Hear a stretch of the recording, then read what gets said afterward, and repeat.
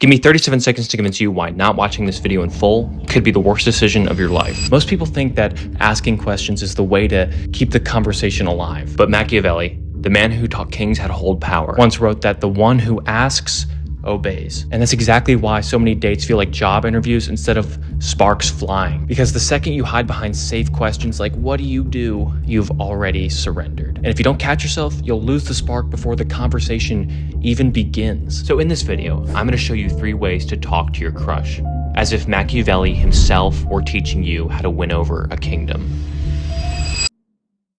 Most people think asking questions is the easiest way to keep the conversation alive, but that actually kills attraction. It's easy to fall back on those safe questions like, what do you do for fun? But all that does is push the weight of the conversation onto the other person. Suddenly it feels less like a date and more like a job interview.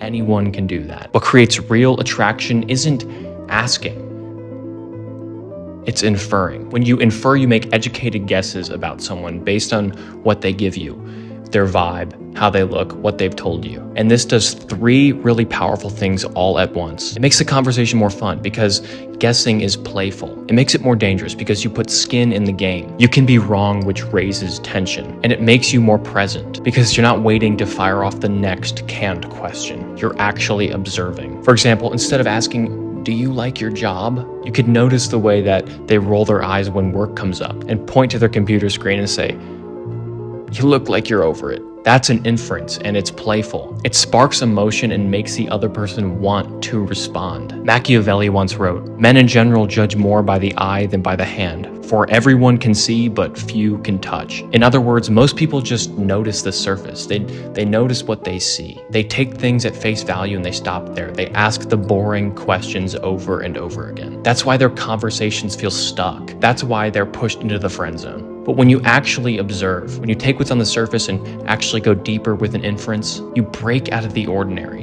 You flip the script. You start sounding like a rare person who actually sees. That's what creates tension, spark, and presence. The point, attraction just dies when you're collecting facts, but it grows when you take the risk and say, hey, here's what I noticed about you. Before I move on, I want to tell you about something that I've been working on quietly for the past year. On October 1st, in 1 week, I'm releasing my own handmade fragrance. I didn't make it because it was trendy. I made it because I needed it. I wanted something unique that only a few people in the world would have, something with real quality, something that would leave people thinking about me after I left a room. The kind of smell that makes you think of a fall that you'll never forget or a person that you can't stop remembering. I only made like 100 bottles, and when they're gone, they're completely gone. You can click the link in my bio to put your number in there, and I'll text you when the site is open. Number 2. Have you ever seen those Japanese motorbikes that can rev up to crazy RPMs?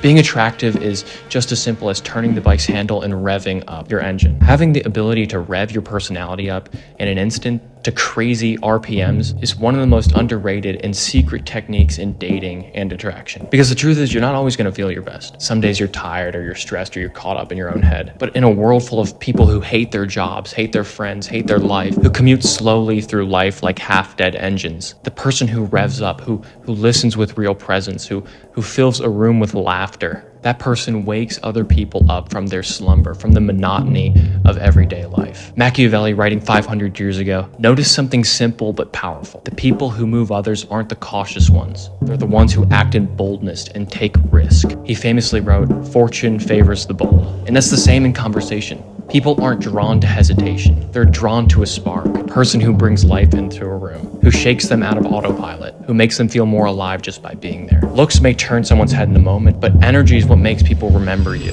Once you kind of got a little momentum in a conversation, you're going to be met with challenges and disagreement. And your initial reaction could be, oh no, it's over. This person doesn't like me. But what if I told you that that is wrong? Disagreement is good in a conversation. And it means that you're worth giving an opinion to, a real opinion, a real thought. Not being met with disagreement is what I call being hit with onion. An onion, like a conversation, has a lot of layers. And it's bad when you get hit with the surface layer, because the surface layer is full of small talk and friend zones. You want to go deeper, and you want to occupy those deeper layers of the conversational onion. And to do that, your crush is going to naturally challenge you and challenge your frame to see if you're worth being there. Attraction doesn't grow when you comply. It grows when you hold tension and you play with it. And Machiavelli would back this up. In The Prince, he wrote, "It is much safer to be feared than loved if one must choose. Not because cruelty wins hearts, but because people respect strength more than surrender. In conversation, the same principle, it applies. When someone pushes back, it's not rejection, it's a test. If you collapse and throw away your opinion, you lose weight. But if you hold your frame, or even double down with humor, you prove that you're worth taking seriously. That's why small talk, it dies on the surface, but playful disagreement, it feels alive. Attraction, it doesn't grow in compliance, it grows in tension, in the play between two strong people, between two strong frames. So in the end, most people lose their crush's interest within the first sentence. Not because they're not good enough, but because they play it safe. They hide behind small talk and low energy and quick agreement. The truth is, connection and attraction doesn't come from being perfect. It comes from being alive in the moment, making inferences and bringing energy, holding tension. Your crush is not going to remember the facts that you traded back and forth. They'll remember the spark that you brought to the room. And if you do that, you won't just be noticed. You'll be unforgettable.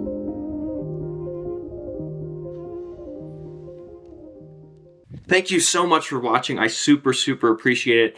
I make videos every week, and so if you want to see me next week, you can hit the sub button. There are memberships right here if you want to support the channel. Again, I really appreciate you sticking around to the end. I'll see you next week. Peace and love.